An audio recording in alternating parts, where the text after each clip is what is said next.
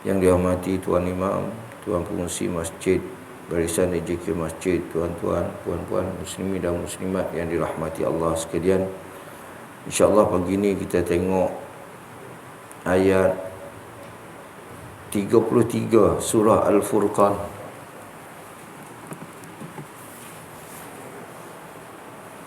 Muka surat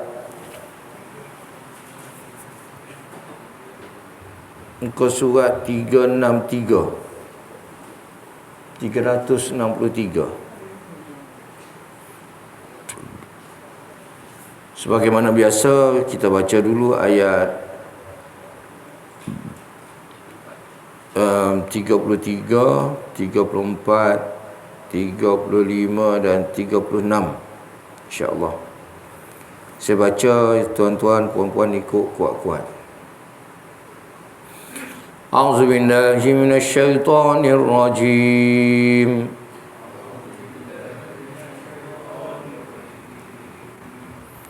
ولا يأتونك بمثل إلا جئناك بالحق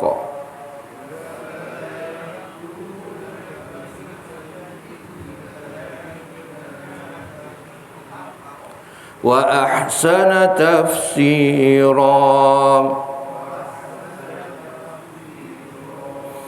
الذين يحشرون على وجوههم إلى جهنم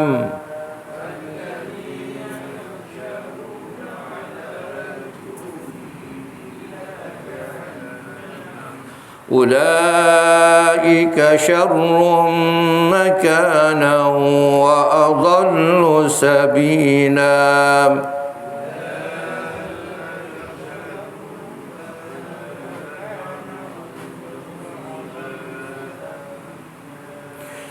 وَلَقَدْ آتَيْنَا مُوسَى الْكِتَابَ وَجَعَلْنَا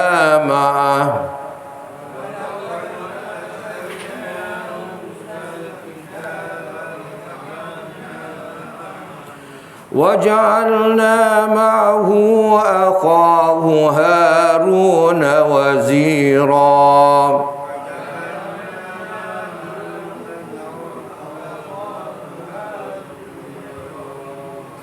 فَقُلْنَا اذْهَبَا إِلَى الْقَوْمِ الَّذِينَ كَذَّبُوا بِآيَاتِنَا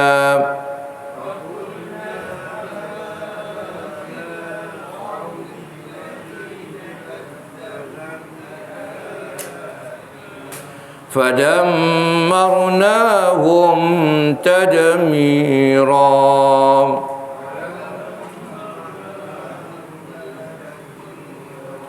Sadaqallahul azim. Pada ayat 33 Allah Subhanahu wa taala berfirman yang berbunyi wala ya'tunaka bimasalin illa ji'naka bil haqqi wa ahsana tafsira. Maksudnya, dan mereka tidak membawa kepadamu suatu kata-kata yang ganjil untuk menentangmu, melainkan kami bawakan kepadamu kebenaran dan penjelasan yang sebaik-baiknya untuk menangkis segala yang mereka katakan itu. Tuan-tuan, orang kafir Quraisy dan kafir-kafir yang lain semua tidak puas hati dengan Nabi Muhammad sallallahu alaihi wasallam. Dia orang tak akan puas hati. Hari-hari dia orang akan fikir macam mana nak melemahkan Nabi Muhammad sallallahu alaihi wasallam. Macam mana nak tentang Nabi Muhammad sallallahu alaihi wasallam. Jadi mereka sentiasa menuduh Nabi dengan tuduhan yang ganjil-ganjil.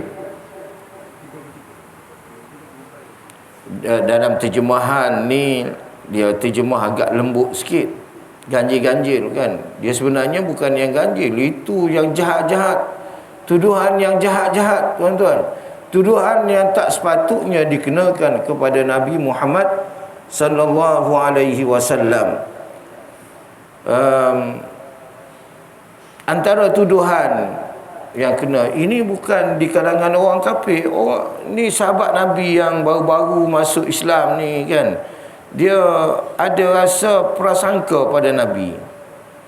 Lalu Allah jawab. Allah kata tak ada tuduhan yang dibawa kepada Nabi kecuali illa ji'naka bil haq, kecuali kami datangkan jawapan kepada engkau dengan kebenaran. Allah jawab. Tuduhan-tuduhan tu Allah jawab. Itu istimewanya Nabi. Kalau orang zaman sekarang kena tuduh, sendiri-sendiri ya jawab. Kan? Kalau betul, betul lah. Kalau salah, nasib lah. Kan? Okey tuan-tuan. Antara yang dituduh pada Nabi dijawab oleh Allah Ta'ala, wa ma kana li nabiyyin an yaghul. Ni surah apa? Surah Al-Imran tak silapnya. Sekejap Ji, boleh cari ya? Surah Al-Imran.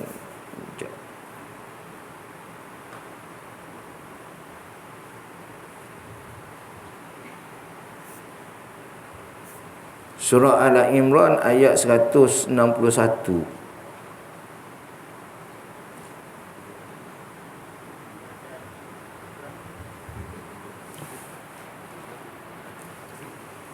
Kita tengok.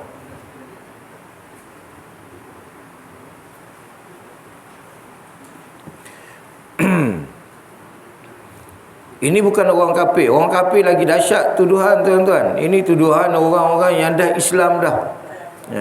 Wa ma kana li nabiyyin an yaghul. Apa maksud dia? Jumpa tak? Ayat 161. Surah Al-Imran muka surat 71.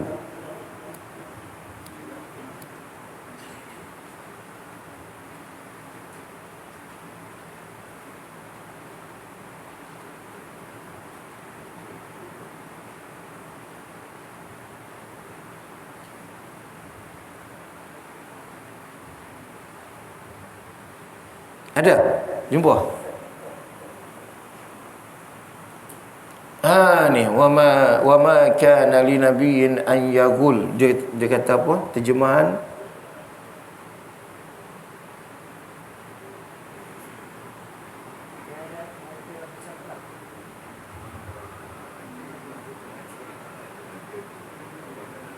dan tiadalah patut bagi seorang nabi itu disangkakan berkhianat. Dia ingat nabi ini khianat. Allahu akbar. Menggelapkan harta rampasan perang. Dapat duit, dapat harta rampasan perang, Nabi bawa lagi. Ada sejarah ke? Dan sesiapa yang berkhianat menggelapkan sesuatu, ia akan bawa bersamanya pada hari akhirat kelak apa yang dikhianatinya itu. Kemudian tiap-tiap seseorang akan disempurnakan balasan baginya. Allahu akbar. Tuan-tuan, dalam peristiwa peperangan Uhud, dalam peristiwa peperangan Uhud, tuan-tuan, Nabi dah perintahkan pada sahabat untuk duduk di atas bukit Uhud, geng-geng pemanah 50 orang tu. 50 orang geng pemanah tu duduk di atas bukit Uhud, jaga kat situ. Nabi kata apa? Ni peristiwa semua orang dah tahu dah.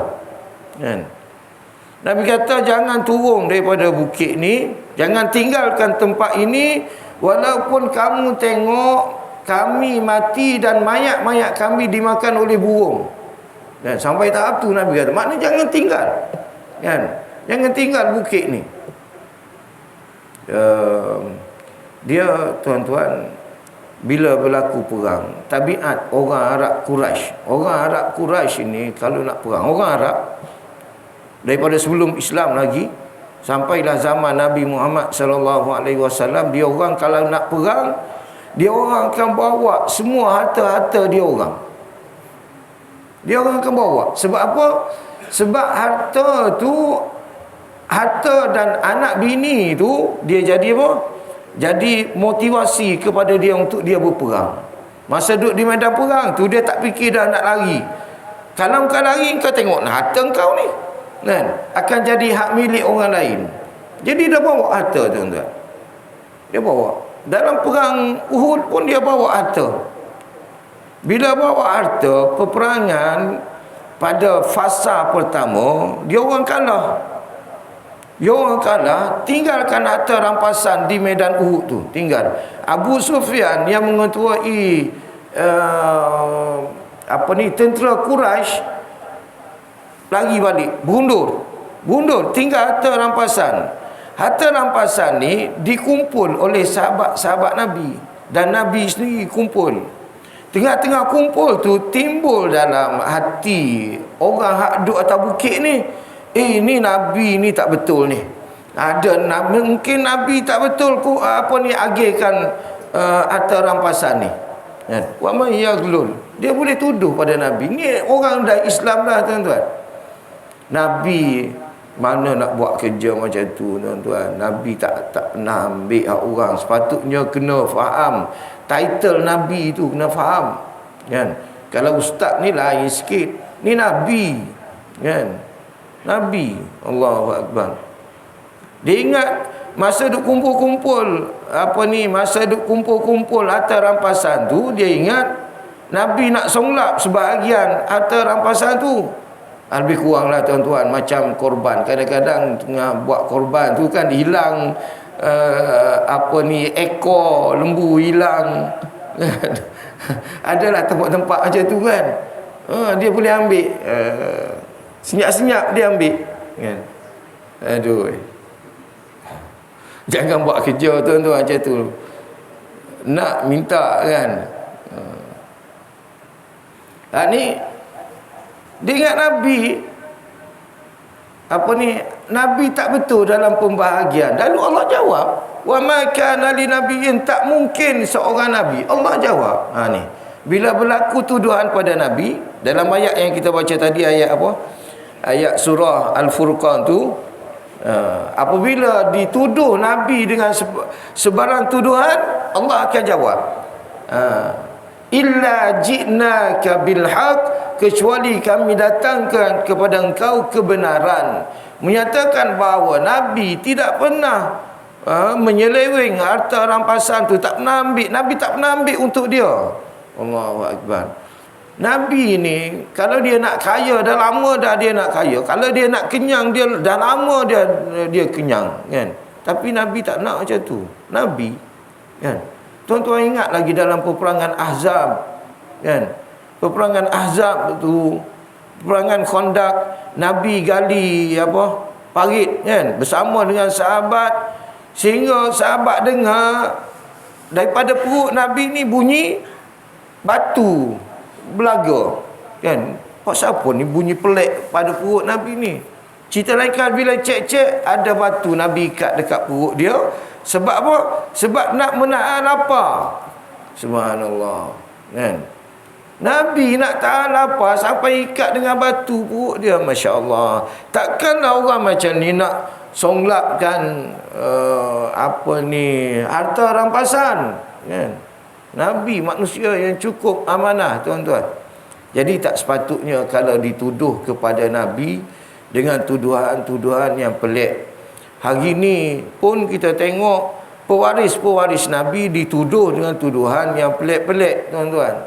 Macam-macam tuduhan. Hati-hati, tuan-tuan. Saya tidak menyatakan pewaris Nabi ni maksum, tak. Tapi mereka adalah di kalangan orang-orang yang soleh.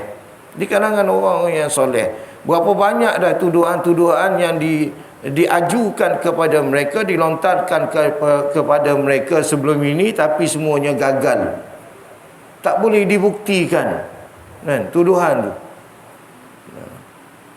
Tuan-tuan, arwah Tuan Guru Ni Aziz kena tuduh rasuah, kan?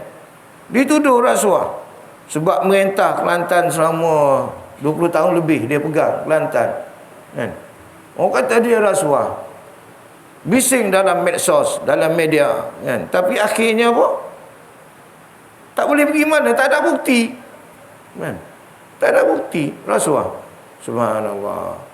Dia orang ni main tuduh. Kenapa dia orang tuduh macam tu? Supaya orang pandang pewaris Nabi ni jahat, jelek, kan? ada kepentingan peribadi. Itu tujuan dia, supaya orang tidak bersama dengan pewaris Nabi, kan? Allahu Akbar. Sama-sama dia tak apa pula duduk solat, kan? Okey tuan-tuan, balik pada ayat kita. Nabi, cerita Nabi tadi, Allah nafikan Nabi. Kalau Allah nafikan, maknanya itu satu kebenaran daripada Allah Ta'ala. Mana ada Allah cerita nak bela yang tak betul, kan? Allah tak pernah bela yang tak betul, kan? Semua yang dicakapkan oleh Allah Ta'ala itu betul. Sebagaimana tuan-tuan baca surah An-Nur yang lepas, Siti Aisyah dituduh dengan tuduhan berzina, lalu Allah datang menyatakan bahawa itu hanyalah tuduhan semata-mata, fitnah semata-mata, bukti tak ada pun, kan? Siti Aisyah adalah manusia yang baik, dibersihkan oleh Allah Subhanahu wa ta'ala. Allahu Akbar. Tuan-tuan, balik pada ayat kita, ayat 33 surah Al-Furqan, wala ya'tunaka bimasalin illa ji'naka bil haqq wa ahsana tafsira. Dan tidaklah orang yang kafir itu datang kepadamu membawa suatu fitnah. Satu fitnah ni cuma dia terjemah ganjil, melainkan kami datangkan kepadamu suatu yang benar, yang paling baik penjelasannya. Macam-macam orang tuduh Nabi ni bodoh, kan? Nabi ni buat sendiri Quran, kan? Bila orang tuduh Nabi buat sendiri Quran, Allah cabar. Cuba kalau Nabi buat, cuba engkau orang buat Quran sama dengan Quran hak ada ni, kan? 1400 tahun lebih dah Allah cabar, tuan-tuan. Sampai hari ni tak ada orang pun yang boleh buat Quran. Betapa dahsyat hebatnya Quran. Sebagaimana tuan-tuan cabar orang supaya buat daun kayu tu, kan? Yang sama dengan daun kayu ori, kan?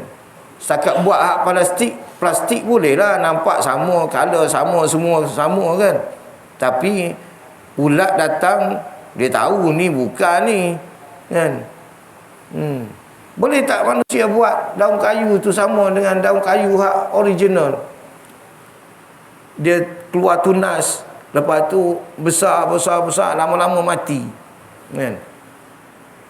Tak ada manusia tak boleh buat. Mustahil, tuan-tuan. Mustahil manusia boleh buat macam tu. Walaupun daun kayu tu hari-hari kita jumpa, hari-hari kita makan, tapi tak ada orang boleh buat, tuan-tuan.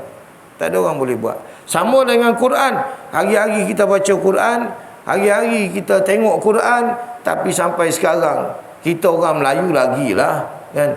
Orang Arab pun tak boleh buat, orang Melayu lagi tak boleh buat sama dengan Quran. Allahu Akbar. Dahsyat, tuan-tuan.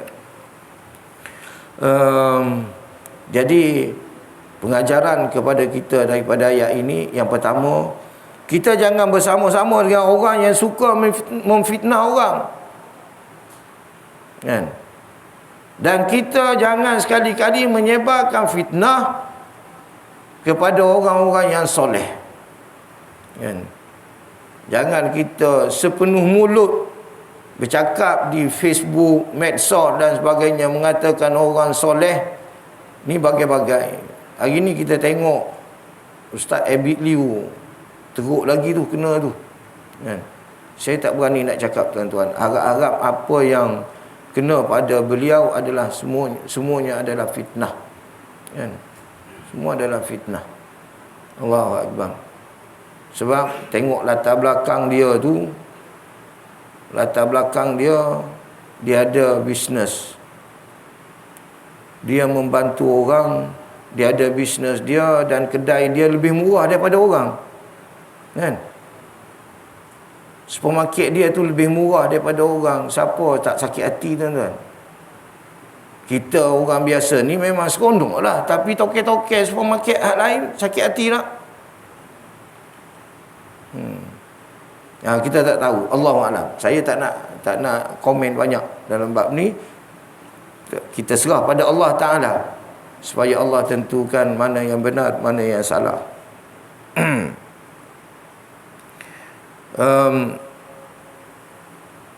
dalam mentafsirkan ayat ni, Imam Syarawi sebut orang-orang kafir menuduh Nabi ni tak cerdik, bodoh dalam urusan perubahan kiblat.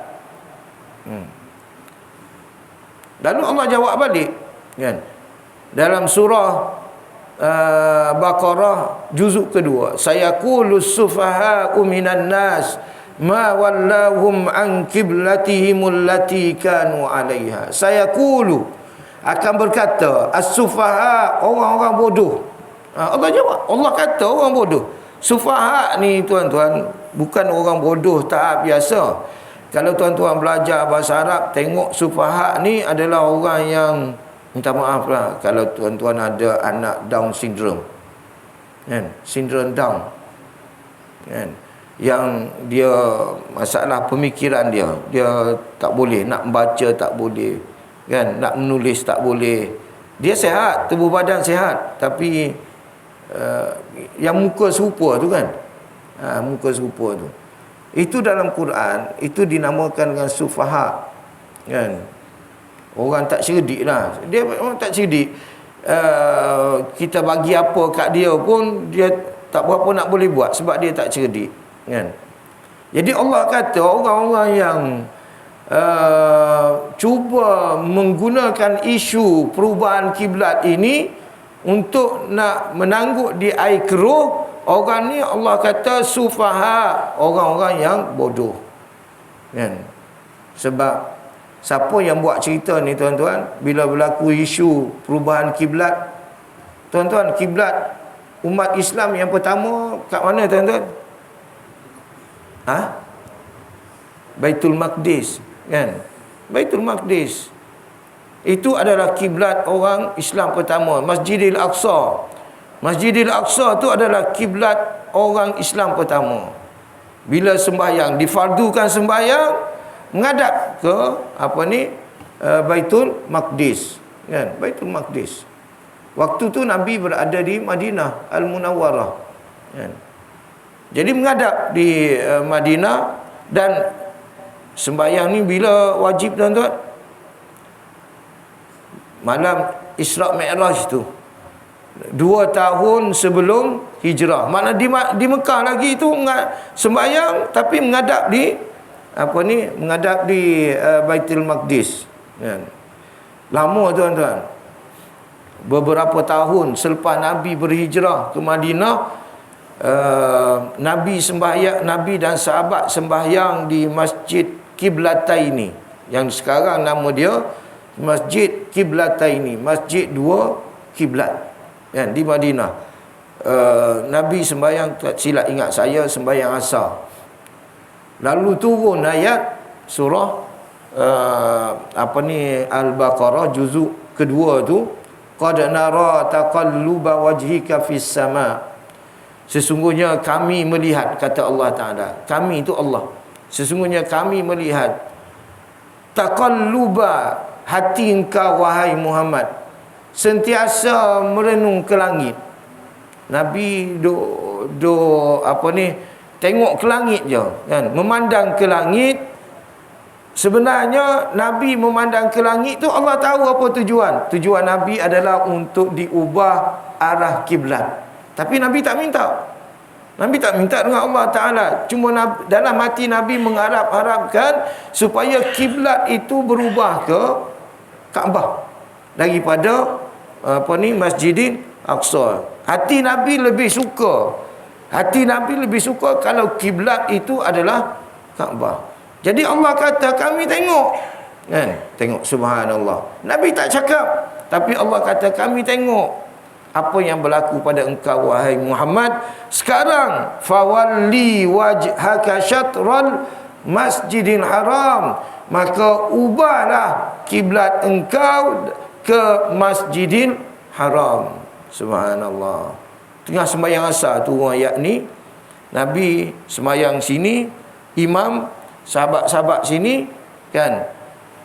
Turun ayat tu, terus Nabi pusing, pergi duduk belakang sana, menghadap ke arah Masjidil Haram, dan sahabat-sahabat pun pusing, kan? Yang tu dinamakan masjid tu Masjid 2 Kiblat. kan. Masjid dua kiblat. Asalnya Nabi sembahyang menghadap ke Masjidil Aqsa, kiblat pertama, kan. Jadi dalam perubahan kiblat ini sebenarnya orang Yahudi main isu dalam kiblat ni. Yahudi apa dia kata, tengok Muhammad. Tengok Muhammad, dia kata dia menghadap kiblat kita tu Masjidil Aqsa, kan. Dia kata dia agama lain, padahal dia ikut kita juga pun. Islam pun ikut kita juga, kan. Yang tu hati Nabi Muhammad tak sedap tu, kan. Apalah Yahudi ni, kan, main isu. Kan Masjidil Aqsa tu kan jadi tempat Yahudi. Dia ada apa, tembok ratapan tu, kan, yang dia duk semayang kat situ, kan. Duk semayang. Tuan-tuan tengok cara dia semayang macam mana, kan. Dia semayang kat situ. Dia tak semayang, tak tunjuk semayang kat lain. Dalam video apa dia tunjuk kat situ dia sembahyang, kan, di tembok ratapan tu. Jadi Yahudi kata sama, agama engkau agama kami sama, wahai Muhammad. Iaitu Allah ubah ke kiblat ke Baitul ke Kaabah, kan. Jadi menghadap ke arah Kaabah. Bila menghadap ke arah Kaabah, lalu dia orang main isu lagi, tuan-tuan. Tak puas hati, dia cari mana salah. Biasalah, kan, musuh dengan dengan musuh, kan. Mana semua yang musuh buat walaupun betul dia kata salah, kan. Sama lah, tuan-tuan. Contohnya ni contoh. Kalau seorang mentua dapat menantu, kalau menantu tu dia sayang, apa menantu dia buat semua betul, kan. Tapi kalau dia dapat menantu yang dia benci, kan, apa yang menantu dia buat tu semua tak betul, kan. Gitu. Jadi Yahudi dengan Nabi ni macam ni, macam tu lah. Semua yang Nabi buat semua tak betul, padahal yang Nabi buat tu datang daripada Allah Ta'ala, bukan datang daripada poket Nabi sendiri. Bukan. Nabi bukan mandai-mandai, tuan-tuan. Nabi tak reka-reka. Ini adalah kerja Allah Subhanahu wa Ta'ala. Lalu Allah jawab dalam isu perubahan kiblat. Allah kata apa? Kullillahil masyriq wal maghrib. Bagi Allah tak ada masalah, sebab timur dan barat adalah milik Allah Ta'ala. Belah timur pun milik Allah, belah barat pun milik Allah, Masjidil Aqsa pun milik Allah, Kaabah pun adalah milik Allah, kan. Di mana saja Allah suruh engkau menghadap, ikut je menghadap. Kita sebagai umat Islam ikut perintah Allah Ta'ala. Kita menghadap, bukan kita menyembah. Kita menghadap arah kiblat. Tujuan menghadap arah kiblat ini adalah untuk menyatakan kesatuan umat Islam. Satu dunia umat Islam akan menghadap ke arah Kaabah. Itu lambang penyatuan, tuan-tuan. Tak ada orang menghadap ke arah lain kecuali Syiah. Syiah je dia menghadap ke arah Karbala. Syiah menghadap ke arah Karbala. Walaupun dia datang, dia sembahyang di Kaabah, tuan-tuan. Pernah viral satu masa dulu, bukan dululah, 3-4 tahun lepas, dia orang datang ke Mekah, kan, sembahyang ni Kaabah, kan. Dia menghadap belah sana, menghadap ke Karbala, depan Kaabah, menghadap ke Karbala. Itu Syiah, tuan-tuan. Syiah ni Yahudi, dikuasai oleh Yahudi. Penubuhan Syiah adalah Yahudi, tuan-tuan. Abdullah bin Sabah tu daripada Yahudi. Jadi dia ubah semua sekali. Islam hak sebenar, ikut Quran, ikut hadis, adalah menghadap ke arah Kaabah. Itulah kiblat yang sebenar, supaya umat Islam bersatu padu. Amin. Okey, tuan-tuan, kita pergi kepada ayat yang ke 34. Allah Ta'ala berfirman, alladzina yuhsyaruna ala wujuhihim ila jahannam ulaika syarrum makanan wa adallu sabila. Alladzina yuhsyarun, Mereka ni yang buat-buat tuduhan-tuduhan bagai-bagai ni tuan-tuan, yang menentang Nabi Muhammad sallallahu alaihi wasallam, esok mereka akan dihimpunkan ke dalam neraka Jahanam. Yuhsyarun, kita panggil padang mahsyar, itu perhimpunan, dihimpun kan. Mahsyar ni tempat perhimpunan dalam bahasa kita. Ala wujuhim, di atas wajah-wajah mereka. Allah berjalan di atas, berjalan dengan muka tuan-tuan. Kalau atas muka bumi kita berjalan dengan kaki. Ada orang yang OKU berjalan dengan tangan kan. Adalah macam-macam kan, tapi dia berjalan masih elok lagi kan. Ini dia automatik tuan-tuan, berjalan dengan muka. Allahu Akbar. Bukan pilihan dia.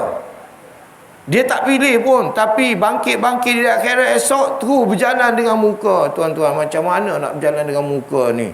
Muka nak, bukan ada kapet apa pada mahsyar tu kan. Ya Allah, bagaimana pasir dia, batu dia tu kan, muka berjalan macam ular berjalan dengan perut kan, bergerak kan, boleh bergerak. Ular tak apa, Allah jadikan sesuai dah kan. Manusia nak berjalan dengan muka, bukankah hancur tuan-tuan muka tu? Saya pernah tengok seorang pelajar yang didenda oleh guru dia, guru disiplin, denda merangkak tuan-tuan, merangkak, berjalan merangkak daripada sini sampai ke sana, patah balik, lebih kurang 2 kali ke 3 kali, 3 round lah lebih kurang. Buka seluar dia, tengok lutut tu kan, dia jadi macam spek mata tuan-tuan tu, ada 2 lapis, satu hak biasa ni, satu hak hitam kan, hak cermin hitam, boleh buka tutup. Kulit dia tu boleh buka, tercabut kulit tuan-tuan. Itu pakai seluar tu, berjalan merangkak, tercabut kulit. Baru berapa meter je merangkak, tak jauh tuan-tuan. Ini duduk pada mahsyar, daripada kubur kita dibangkitkan tu kan, dia dah berjalan dengan muka dah. Allahu Akbar. Nak pergi kepada mahsyar berapa ribu kilometer pun kita tak tahu tuan-tuan. Allahu Akbar. Hancur lebur muka dia. Tapi itulah balasan engkau. Sebab engkau lawan Nabi dulu atas muka bumi dulu. Engkau fitnah. Engkau bukan fitnah orang-orang biasa. Engkau fitnah tu Nabi kan. Ambil engkau kan, berjalan dengan muka. Allahu Akbar. Wa ni'azubillahi min zalik tuan-tuan. Tak jauh.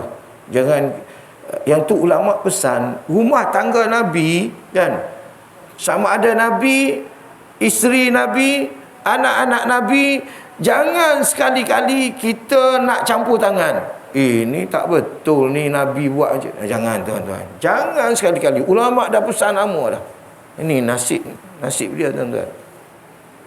Jangan nak ceroboh. Istilah sekarang, jangan nak ceroboh rumah tangga Nabi.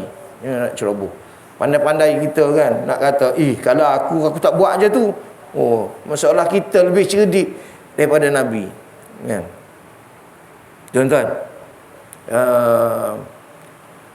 berjalan, duduk di padang mahsyar tu, nak pergi tu dengan apa?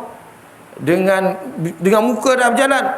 Lepas tu duduk pada mahsyar berapa lama tuan-tuan?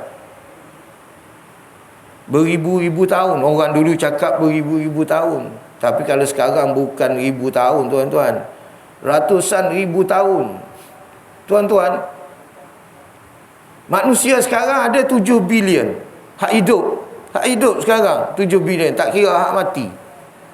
7 bilion ni erti dia 7,000 orang kan. Ribu-ribu tu dia berganda, ribu-ribu kan. 7 bilion orang tuan-tuan. Ambil mudah je tuan-tuan, ambil mudah. Seorang Allah ambil masa bicara sehari. Berapa lama tu tuan-tuan?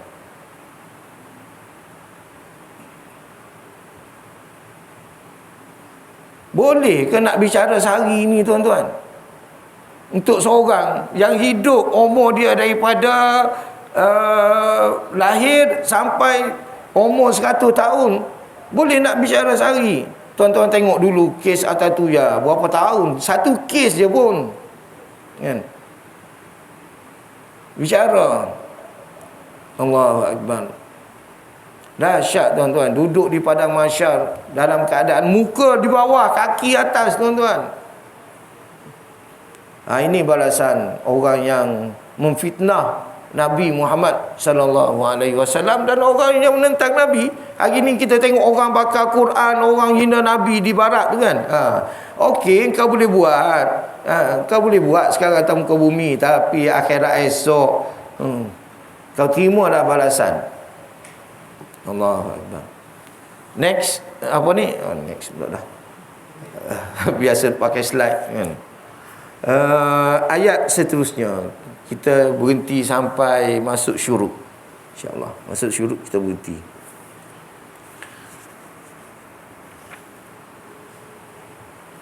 Allah Subhanahu wa taala berfirman pada ayat 35, Allah kata walaqad ataina Musal kitaba wa ja'alna ma'ahu akhahu Haruna wazira. Maksud dia, dan sesungguhnya kami telah memberikan kitab Taurat kepada Musa, dan kami telah menjadikan Harun saudaranya menyertai dia sebagai wazir. Wazir, pembantu, wazira.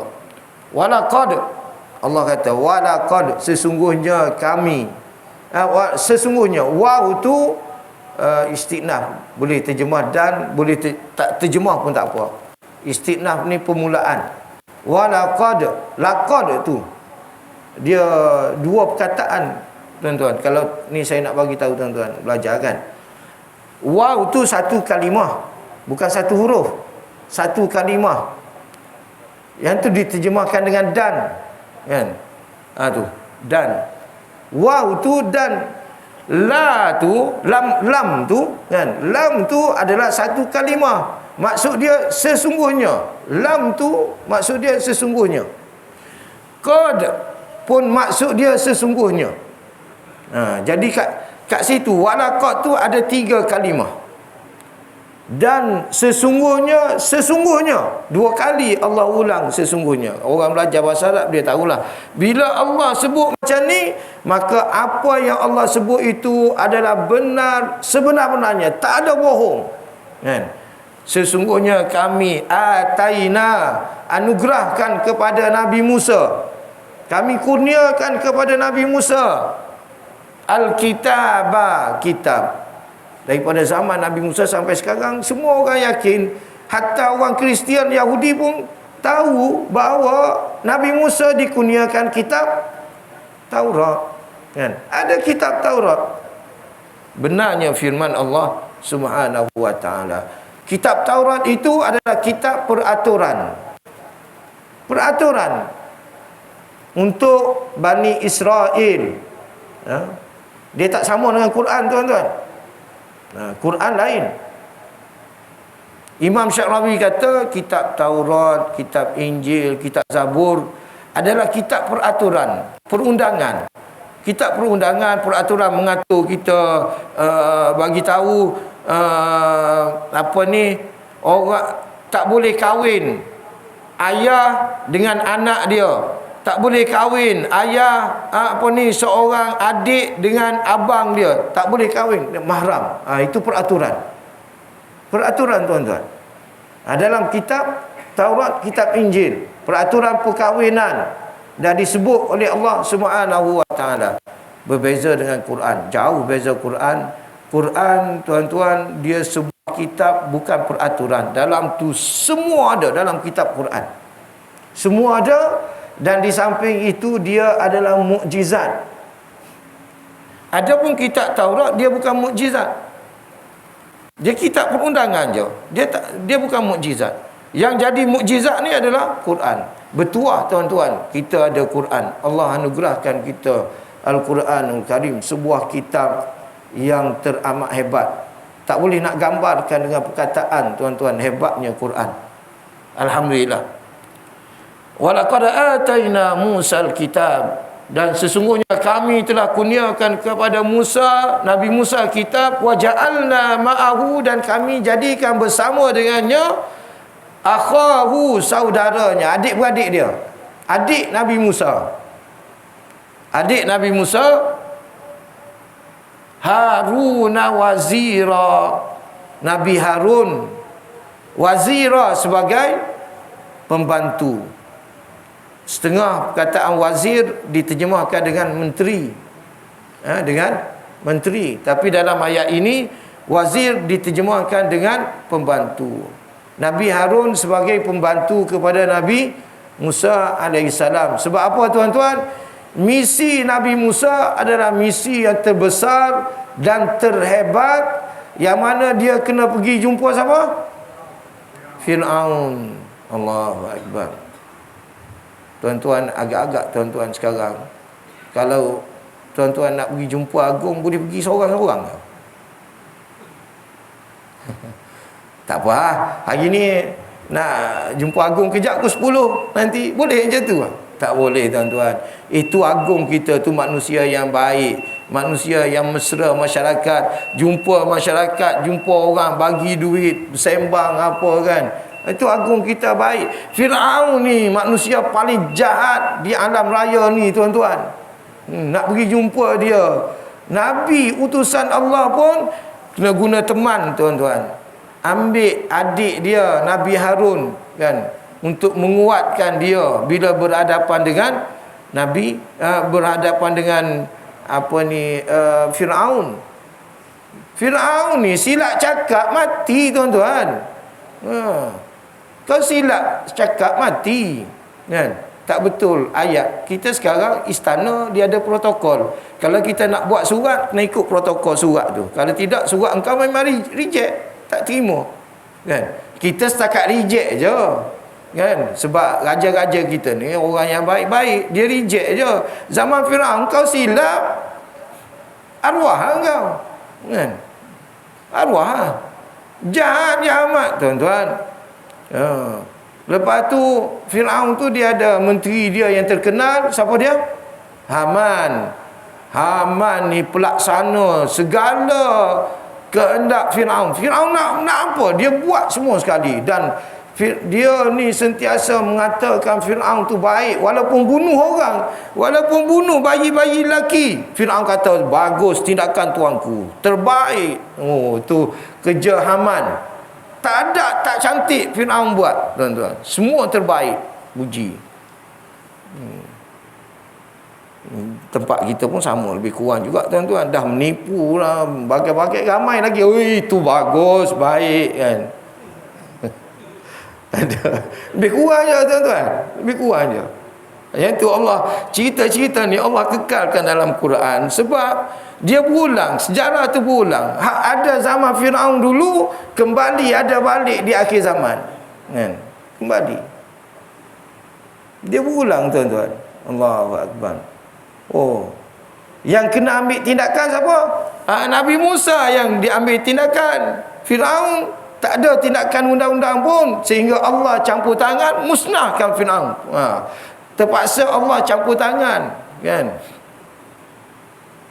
Allahu Akbar. Subhanallah. Lambatnya syuruk. Dah syuruk lah, tak bunyi.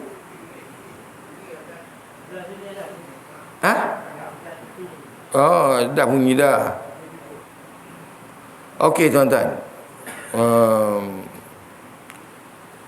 cerita Nabi Musa dengan Nabi Harun ni pada ayat berikutnya, ayat 36. Cuba tengok ayat 36. Ni perintah Allah Taala, faqulna dhhaba ilal qaumil ladzina kazzabu biayatina fadammarnahum tadmira. Tuan-tuan, ayat ni saya tak baca hari ni, cuma nak bagi tahu sikit. Saya rasa tuan-tuan faham. Allazina kazzabu. Kazzabu ni apa makna dia? Menipu. Semua orang tahu menipu. Zaman Firaun ni dah menipu dah. Dan perangai menipu ni dia berulang sepanjang zaman. Nipu je kan. Sepanjang zaman menipu tuan-tuan. Kita jumpa minggu depan. Minggu apa? Minggu satu lagi, insya-Allah. Kan? Jangan tuan-tuan tak datang pula. Kan? Saya rasa cukup sekadar tu untuk pagi ni. Mudah-mudahan apa yang kita baca daripada ayat surah Al-Furqan ayat 33 sampai ayat 35 memberi pengajaran kepada kita, menguatkan iman kita semua. Wallahu a'lam. Wassalamualaikum warahmatullahi wabarakatuh. A'udzubillahi minasyaitonirrajim. Bismillahirrahmanirrahim. Alhamdulillahi rabbil alamin wassalatu wassalamu ala asyrafil anbiya'i wal mursalin sayyidina Muhammadin sallallahu alaihi wasallam. Allahumma 'allimna ma yanfa'una wanfa'na bima 'allamtana warzuqna fahma. Allahumma faqqihna fid din wa 'allimna at-ta'wil. Rabbana iftah bainana wa baina qaumina bil haqqi wa anta khairul fatihin. Wa sallallahu ala sayyidina Muhammadin wa ala alihi wa sahbihi ajma'in. Walhamdulillahi rabbil alamin. Taqabbalallahu minkum.